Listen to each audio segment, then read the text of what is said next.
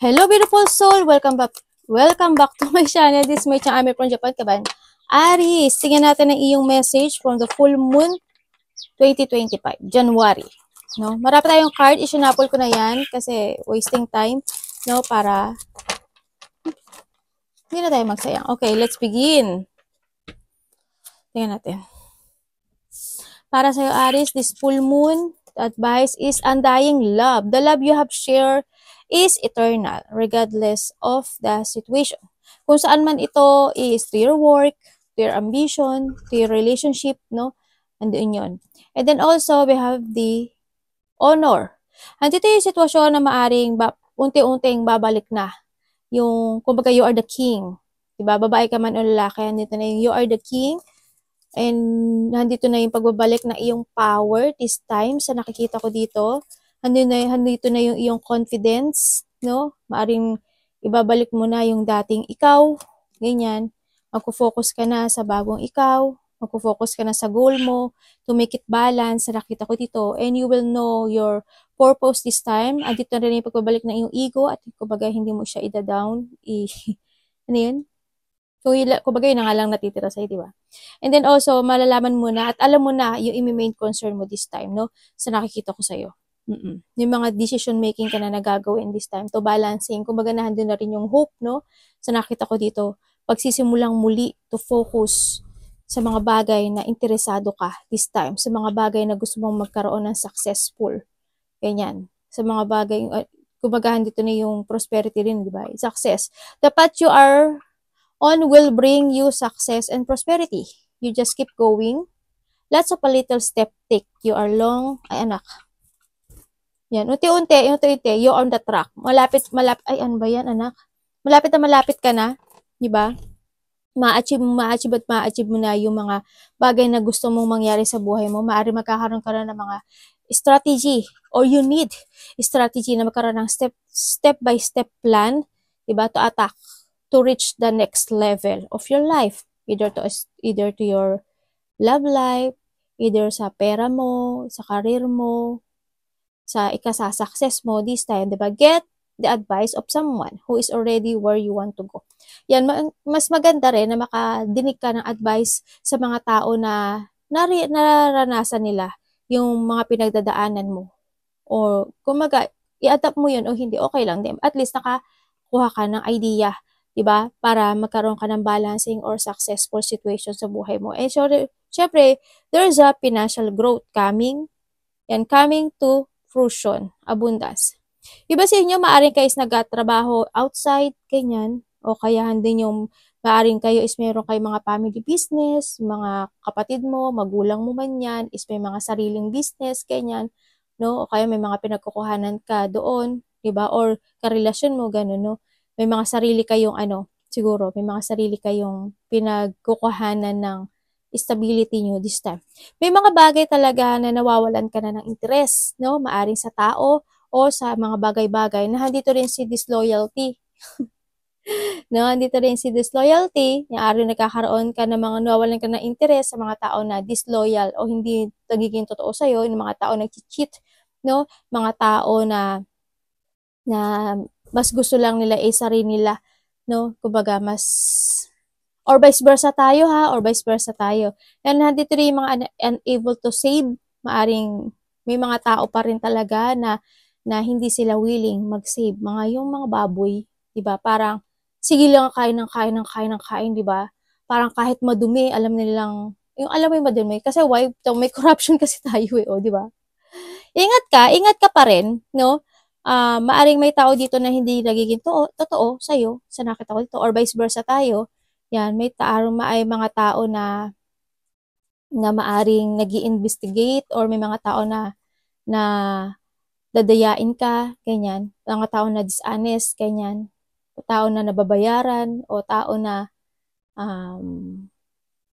or also this issue, no, maaring may mga pinagdadaanan kayo na shadow work na kailangan mong alamin o kailangan mong pag-aralan this time sa nakita ko dito. Pero mag-ingat kayo yan kasi mga no, bad na tao to. Yan. Sana hindi ikaw yan. Siguro hindi naman ikaw yan. Diba? Basta wag ka lang, kumaga, more trust to your intuition, no? Kailangan mag-trust ka sa intuition mo this time. And then yun nga, ang nakita ko rin dito, na nawawalan ka na o wawalan ka ng interest to something sa buhay mo, no? Para na dito ka na sa buhay mo na you are starting to invest more to yourself dito sa nakita ko. More to invest to success sa nakita ko. Nandito na rin kasi nakita ko sa inyo na nagkakaroon ka na ng cleansing or nandito na yung paglilinis sa buhay mo, no? Itatapon mo na yung mga bagay na hindi mo gusto, mga bagay na hindi mo kailangan. Kasi alam mo na yung purpose mo eh.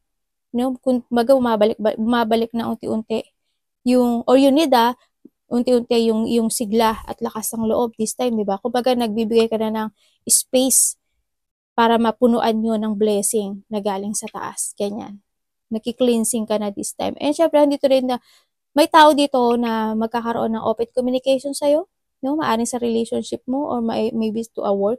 Yan, flowing to you and before you express your thought and feelings clearly. Para magkakaroon kayo ng paliwanagan dito. Either to a relationship or to your work. Ganyan.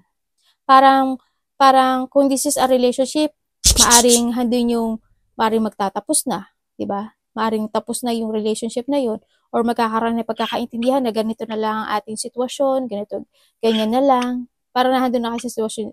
Kuhanin mo lang yung sa'yo doon O ganito na lang yung settle natin, ganito na lang yung ating pag-uusap. O pagka talagang wala na, o ganito yung ano natin. Ayan. Magkakaroon ng mga ganong situation, no?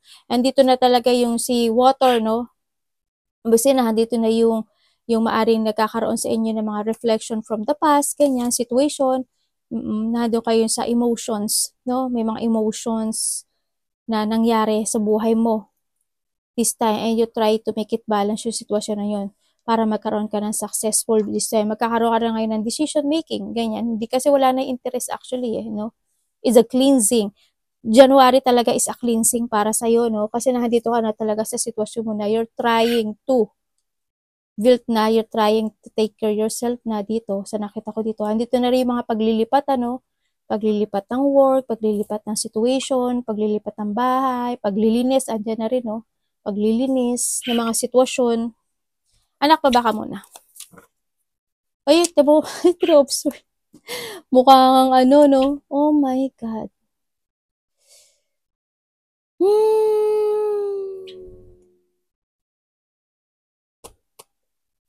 Merong separation o kaya yung iba dito is ikaw or vice versa is maaari nagkaroon talaga ng mga emotions o depression, no? Nandun sa emotional pain. Andun yung may mga na-disappoint, ganyan. Alam nyo, may nakikita ko dito na na nag-a-addict. May nag-a-addict ka ba ang nakikilala? Or nag-addict siya in the past? Parang may nag-a-addict kasi ako nakikita.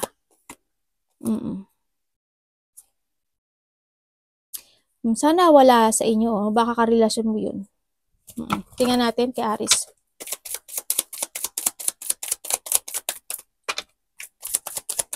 May tao na na-stuck. May tao na super emotion. There's an obsession. Ako nakikita sa sitwasyon. There's an obsession. Hindi ko alam kung ikaw or there's a person na obsessed. Ganyan. May tao rin na maari rin na, yun nga, there's an addiction, either temptation or SEX, o kaya pagsisinungaling, hindi yung sitwasyon na may nag-iisip sa'yo ng masama. Actually, Aris, as in, meron. Ipronta na kita. Ha? May nag-iisip sa'yo ng masama dito. And then also, or vice versa tayo. And then also, andin yung sitwasyon na maaring may tao na nakokontrol in a situation na, in a pain situation, ganyan.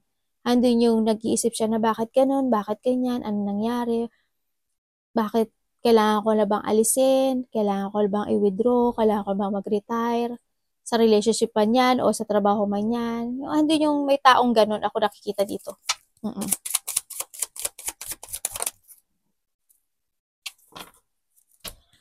Bakit ganito nakikita ko hindi maganda? Parang nandito talaga si corruption. Parang may tao na kuha pa ako ng card para mas clear naman sa akin. Nagkaroon talaga ng mga rejection, sa nakita ko dito.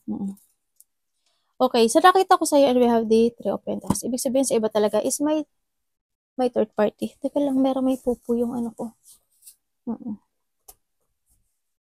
Iba is may third party. Teka lang nga yung iPad ko, kanin ko lang. Hindi na ako natapos dito eh. Pati kayo na istorbo ko na. Okay.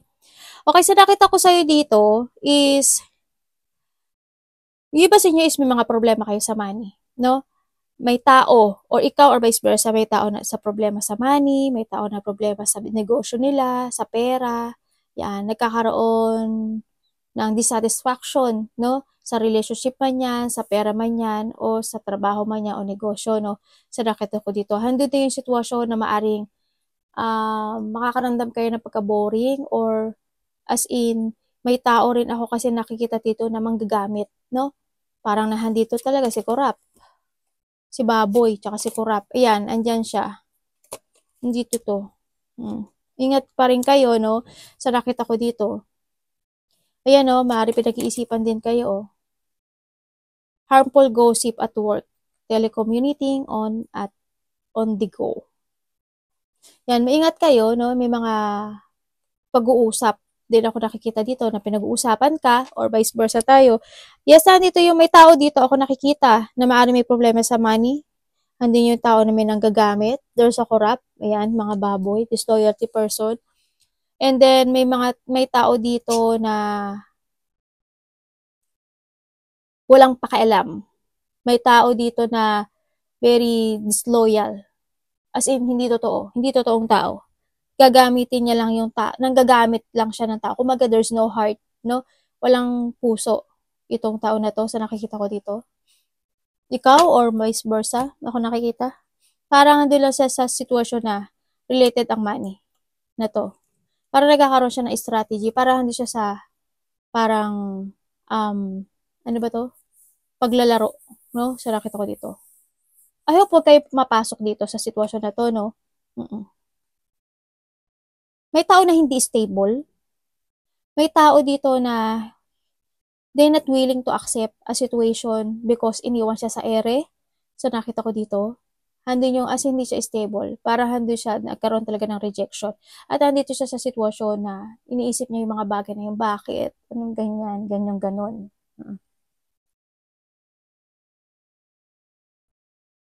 Disloyal person, walang pakialam, materialistic, or thinking for a money person. So, nakita ko dito. Ano ba to?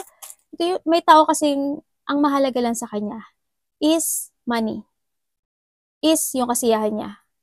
Is yung ikabubuti niya. No? Ganyan. Yung sa iba sa inyo, siguro, kuhanin mo lang yung sa'yo dun ha. Kasi hindi naman kayo ganun lahat. Iba-iba kasi kayo. Maaring hindi ikaw ito, or maaring ikaw ito, or maaring kakilala mo to. Diba? Maaring ito nga yung karelasyon mo. Diba? Tingnan natin.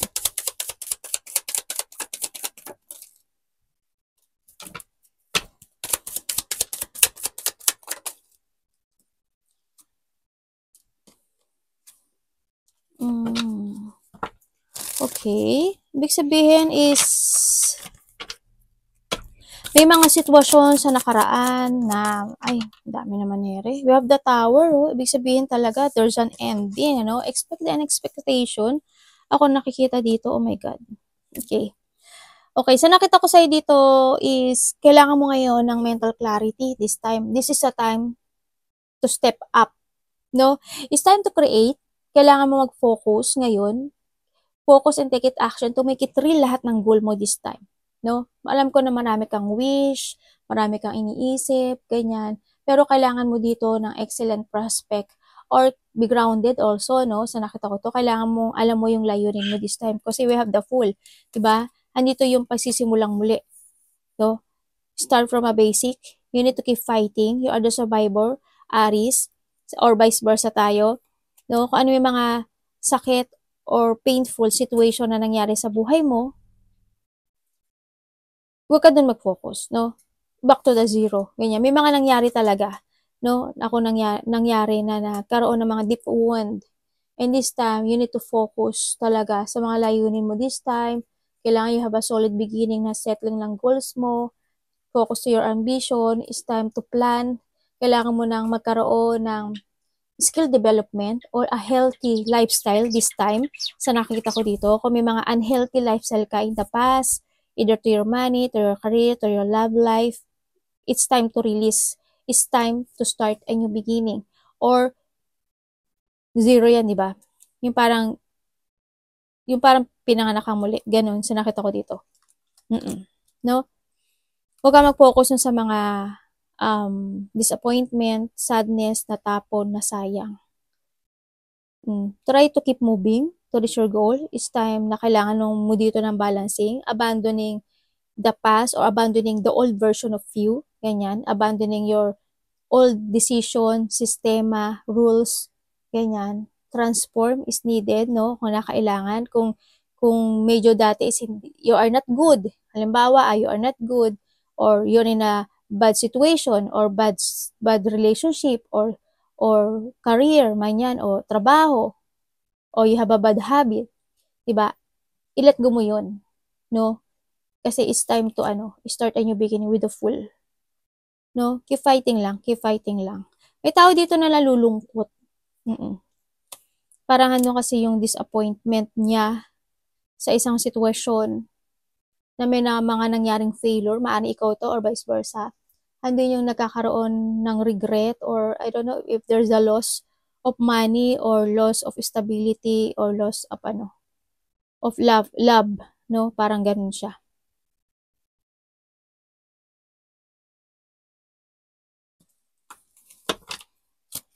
May mga revelation sa iba, no?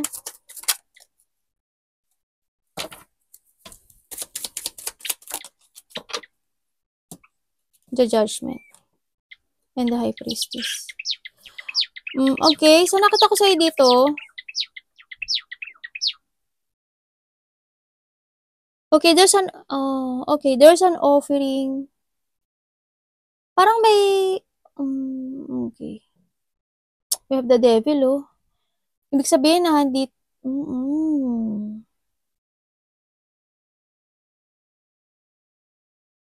you need to be aware, sa nakita ko dito, no? You need to be aware sa mga salita mo.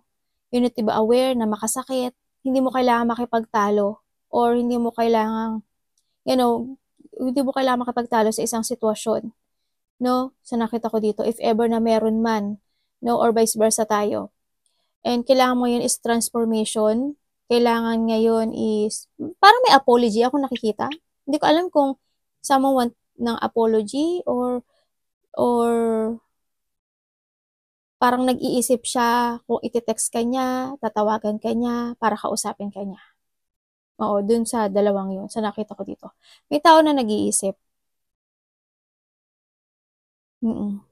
May taong may iniisip sa isang situation na gusto ko niyang kausapin eh. May bully type person ako nakikita. May taong nang bully. Nandun yung sadness. Maybe you walk away or something you must to let go na this time kasi you want to focus na sa sarili mo. Nagkakaroon na sa'yo kasi ng paghahatol o pagpapasya this time na magpo-focus ka na sa sarili mo. Hindi na rin yung pagle-let go ng bagay sa sitwasyon na hindi nag-growth or hindi ka na masaya. No? Parang you let go something and you want to follow your heart or your idea mo this time sa nakikita ko sa'yo dito. And you're taking to the higher part. Pero yung iba lang din talaga, siguro na dito kayo sa sitwasyon mo na medyo may takot kayo sa gagawin yung decision this time. Pero you need to focus, syempre, di ba? Medyo nag-aalala pa ata kayo. Kaya yung iba dito is, ikaw or vice versa, maaring iba sa inyo may pag-aalala, may mga wino-worried pa, na maaring nai-stuck pa talaga kayo totally this time. Kailangan nyo magkaroon ng strategy this time. Kailangan alam nyo yung goal nyo this time, no? So, nakita ko to. Trust to your intuition. No? Keep moving. Tandaan mo, nasa sayo yung susi na to, no? Nasa sayo yung susi. At para buksan yung bagong door na opportunity sa'yo. Pero it's up to you. Kailangan mo lang talaga ng foresight, no? Kailangan mo lang talaga, you need to create again yourself in a new you and let go the past. It's done. And kailangan mo lang din talaga na matuto. Siyempre. Learn from the past, no? Magkaroon ka ng self-evaluation. Kung hindi mo malet go yung the past, change ng decision making, no? Kailangan mo yung matuto or you need to be aware na this time, no? Sa nakita ko dito. Para hindi mangyari yung muli, yung mga nangyari sa'yo. in the past. Arigatou namaste. God bless.